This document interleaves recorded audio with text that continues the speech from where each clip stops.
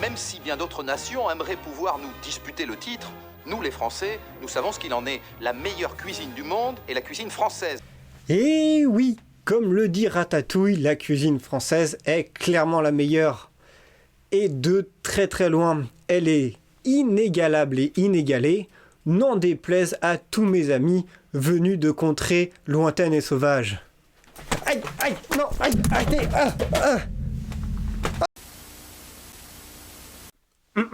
Reprenons. Et non, vous ne venez pas de voir un fort accord dû à plusieurs jours de décalage entre les deux tournages.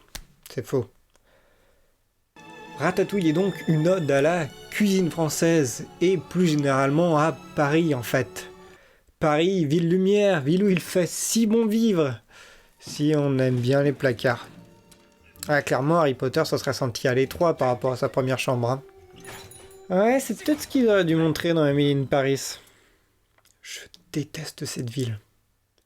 Mais trêve de bavardage, nous sommes ici pour parler d'un personnage bien complexe qui va nous demander une fine analyse très pointilleuse. Rémi, est-il de droite? Non, arrêtons de faire semblant d'être sérieux. Rémi est en effet un personnage bien plus difficile à analyser que les précédents. Le film jongle constamment entre son statut de rat et le fait de l'humaniser. Et un très bon exemple, c'est au début, lorsqu'il parle à son frère dans un langage que nous comprenons, la vieille, elle, l'entend couiner. Oui, la vieille, elle a pas de nom. Et donc, ça raconte un thème que Disney aime bien aborder, qui est celui de défier sa condition de base et le chemin que la vie a tracé pour nous pour prendre son destin en main. Car c'est ce que fait Rémi. Il gravit les échelons alors que ce n'est qu'un rat. La nature n'est faite que de changements, papa. On peut faire évoluer les choses, chacun à son niveau. Et ça commence le jour où on le décide. Et je peux vous dire qu'en France, c'est pas évident. Je sais de quoi je parle, je viens d'école de commerce. Ils enferment les gosses de riches là-bas pour qu'ils se reproduisent qu'entre eux et ne se mélangent pas avec le sang impur de la plèbe, et qu'on ne touche pas à l'ascenseur social. Eh ouais. Donc Rémi, c'est son principal trait de caractère. C'est quelqu'un qui veut sortir de sa condition de rat. Le film essaye lui de lui rappeler constamment qui il est et de lui mettre autant d'obstacles que possible. Il se fait tirer dessus à vue, les gens veulent l'étriper alors qu'il est juste en train de cuisiner tranquille, et il inspire tout le temps le dégoût. D'ailleurs, de manière générale, Ratatouille joue beaucoup sur les clichés.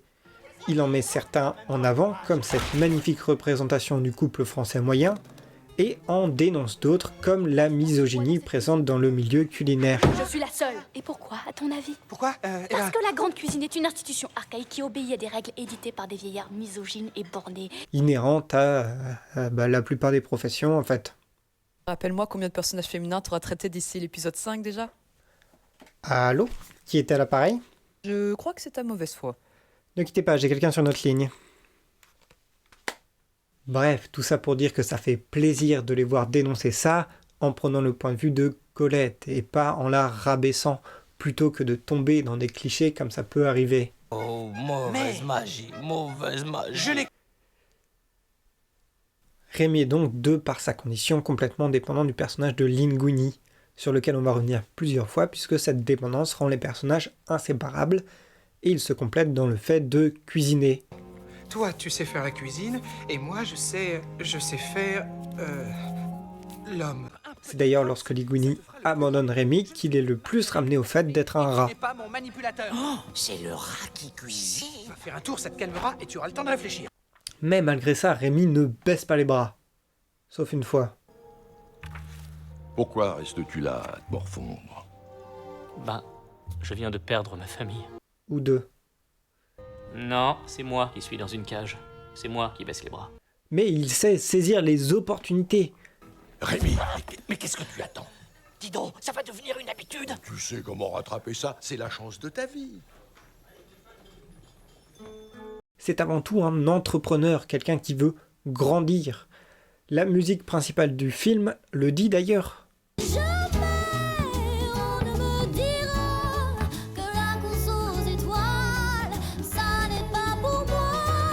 À plusieurs instants, confronté à des choix cornéliens, Rémi choisit le risque, l'audace, il a ça dans le sang. Ce qu'il veut, c'est être un grand chef cuisinier. Et il suit d'ailleurs une doctrine bien connue en France, puisque pour trouver du travail, il traverse la Tu rue. m'as conduit jusqu'à ton restaurant? Oui, ça m'en a tout l'air. C'est là, t'y es. Je t'ai amené jusqu'à lui. Oh, il faut que je voie ça. Il est donc particulièrement sûr de lui, et le seul à pouvoir le faire vaciller, ne serait-ce qu'un instant, n'est autre qu'Antonego. Étant donné que vous débutez dans ce sport. On voit clairement qu'il a une capacité à se sentir pousser des ailes, puisqu'il va même, lorsque Linguini est en interview, s'imaginer qu'il peut passer devant les caméras. Et, point intéressant, puisque personnellement, je n'ai jamais vu un gaucho avoir autant d'estime de soi. Il va même jusqu'à verser dans l'excès de confiance, se trouvant par moments être élitiste. Rémi ne se considère pas comme un rat, comme les autres. Monsieur est trop bon pour ça. C'est un acronyme, tu sais. Comme ça va, c'est bon, laisse tomber. Il sait lire, Le plus grand chef du monde, rien que ça. Il a écrit ce livre de recettes. il marche sur deux pattes, Quand je mange, je ne tiens pas à retrouver le goût de ce que mes pâtes ont foulé. et il apprend bien ses cours. Les commis sont cuisiniers, ils sont très importants Oh, aussi. tu en sais des choses pour un rat. Comme un rat de bibliothèque. Rat, vous l'avez ? Il en devient méprisant. Regardez le peu de considération qu'il a pour Linguini au début, Qui ça? Lui là? C'est personne. allant à l'encontre même de la pensée de Gusto. Tout le monde peut cuisiner. Oui, tout le monde peut cuisiner, mais certains feraient mieux de s'abstenir. On voit clairement le syndrome de la grosse tête. T'es mal à taille du rat. Les troubles de Rémi ne s'arrêtent d'ailleurs pas là. Le principal étant bien évidemment la relation qu'il a avec son clan et son père. Et même s'il les adore, il a beaucoup de mal à communiquer avec. Ils m'ont bouleversé. À la fin, il finit par triompher de ses daddy issues et à accepter le fait qu'il peut être à la fois rat et cuisinier. Tout le monde peut cuisiner. Car oui, on en a finalement assez peu parlé jusqu'ici, mais tout le génie de Rémi, c'est bien la cuisine. Il est avant tout un artiste, un Mozart, un Modigliani de la préparation culinaire. Que dis-je? Un best chef, un grand cuisinier. Il est donc doté d'un talent incroyable qu'il exploite à merveille, mais comme tous les génies, il est un peu fêlé. C'est pas toi qui fais une série sur ta maladie mentale? Vous allez me laisser tranquille, oui? Et oui, je suis désolé de briser votre enfance, mais Rémi a de gros problèmes. Protéger un livre plutôt que sauver sa peau passe encore, Galilée approuvera. Mais il est clairement drogué, il entend les couleurs. Et il va jouer à Benjamin Franklin pour découvrir de nouvelles saveurs avec son fromage. Benjamin Franklin a inventé le paratonnerre. Et comme beaucoup de gens pris dans l'engrenage de la drogue, il en vient à voler. Mais là, le doute m'habite. Du verbe habiter, bande de dégueulasses. Parce que le vol d'orange, c'est de gauche, et le détournement de fonds, même si ça s'est beaucoup démocratisé, c'est d'origine républicaine. Et là, c'est un entre-deux bizarre, il se sert dans le frigo pour faire profiter les potes. De manière générale, en réalité, Rémi se comporte comme un baron de la drogue. Rem Heisenberg. Notez bien sa soif de pouvoir, d'autorité. Diriger une brigade de rats passe encore. Mais regardez bien le besoin de contrôle qu'il a sur Linguini. Un grand pouvoir implique d'être un grand taré, oui. C'est fou, c'est complètement incontrôlable. À partir du moment où il se rend compte de l'emprise qu'il a, il ne le lâche plus. D'ailleurs, cette scène me rappelle un truc, mais je ne sais plus ce que...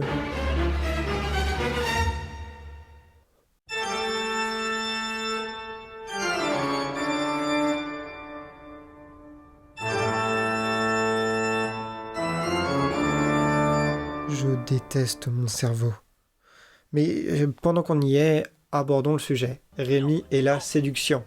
On a vu les deux extrêmes opposés lors des épisodes précédents, mais qu'en est-il du rat? Eh bien en réalité, son comportement va avec tout le reste. Rémi est, pendant tout le film, en plein, pardonnez-moi l'expression, mais en plein Sigma grinding.